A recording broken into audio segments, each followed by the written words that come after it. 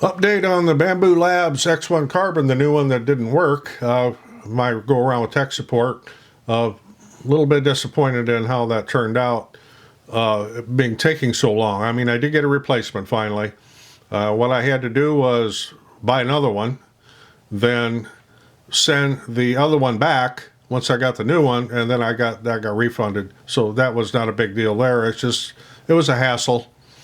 Yeah, you can get things sometimes that don't work, and in spite of their troubleshooting and mine, we couldn't make that one work, so send it back. And we have the new one here now, and it works perfect.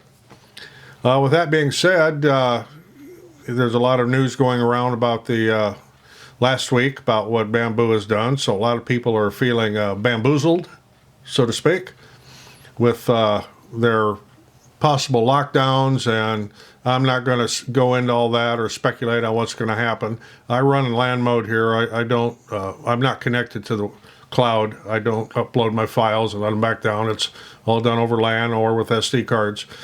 Of course, that way you can't use the Bambu Handy app on your phone, but I don't need to watch my printers on my phone either.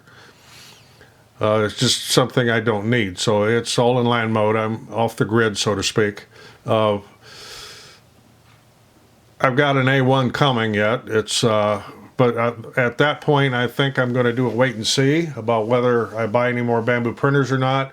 I am upgrading everything on the print farm here to newer versions of printers, especially with an AMS system. And as much as I hate to admit it, I'm looking at the Creality K2. And if I would buy that, I would buy it on Amazon, so if something happens with it, I can just send it back, because Creality's tech support is just non-existent. I did have a Kitty X-Smart 3. I've sold that because the workspace was just a little bit too small for what I need to do. It's a good Core XY printer, and their tech support is fantastic when you need them, but that printer just didn't cut it size-wise. I've got several Ender 3 V2s I'm selling, and I'm going to be moving to something else. I've also sold my longer LK5 Pro, which has the huge bed, work area bed, and I'm going to replace that with possibly the Anycubic Cobra 2 Pro, or whatever they call it, the supersized one, because it's a little faster and it's quite a bit newer. I was one of the first people to have that longer LK5, and it works just fine. In fact, there's someone coming to look at it tomorrow. I also sold the LK4X longer. There again, it was a small work area. I need a little bit larger work area for what I do, so I can produce more parts on the same bed, and takes a little bit longer, but you got less setup. So that's kind of where we're standing here. Also toying around with the idea of moving the print farm down into the basement of our house. We have a long counter down there we used to use for a different business that we no longer do. And it would be ideal for these, and I wouldn't have to air condition this loft up here in the summertime. And of course, I still have to heat it to a minimum level in the winter, especially if I'm working up here. But I don't have to keep it as high of a temperature. That now would have all the printers in one place and not in 3 different rooms, because that's a little bit of a hassle too. So there's just a quick update on the status of my Bambu adventure.